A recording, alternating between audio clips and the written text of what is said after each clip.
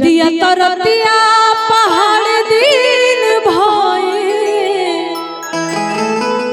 कि का कही हमारा करे जादालदार के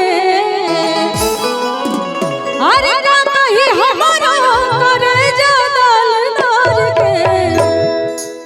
कि दिलवा ले गइले राजा दिलवा ले गइले राजा बोतल में भर के दिलवा ले गइले राजा बोतल में भर के बढ़िया ले आवो पिया के प्यार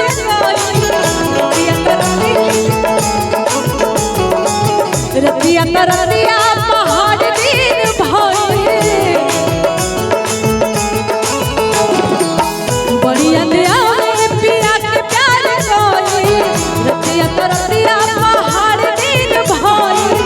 का कही हमरो करे जादालदार के का कही हमरो करे जादालदार के भैया आवाज जाता नहीं होने से आवाज जाता सुनात नहीं कि तनी जोर से बोलो तनी ढोड़ी से जोर लगावा दिलवा ले गइले राजा बोतल में भर के दिलवा ले गइले राजा बोतल में भर के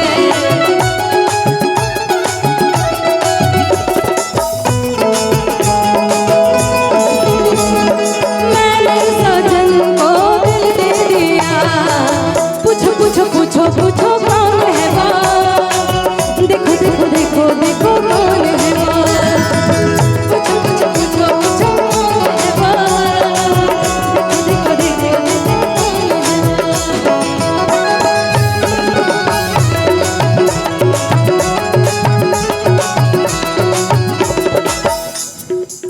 कली आगे का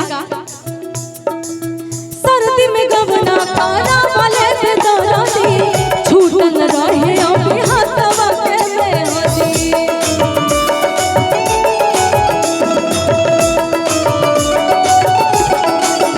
सर्दी में गवना कराइले बेदरानी छूटन रहे अभी बेहिया के हरदी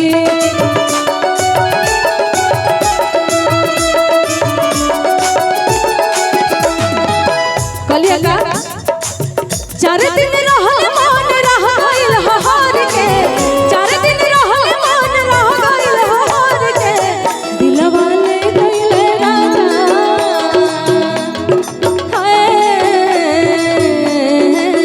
दिलवा ले गइले राजा बोतल में भर के दिलवा ले गइले राजा बोतल में भर के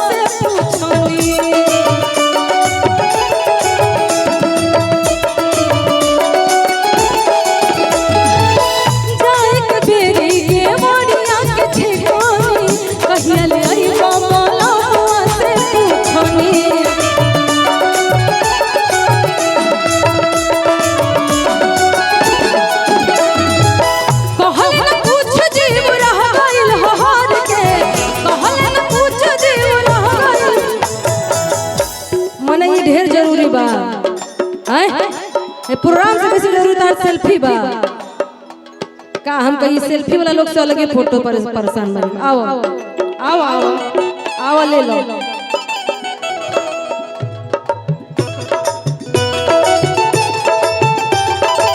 वाह हो गई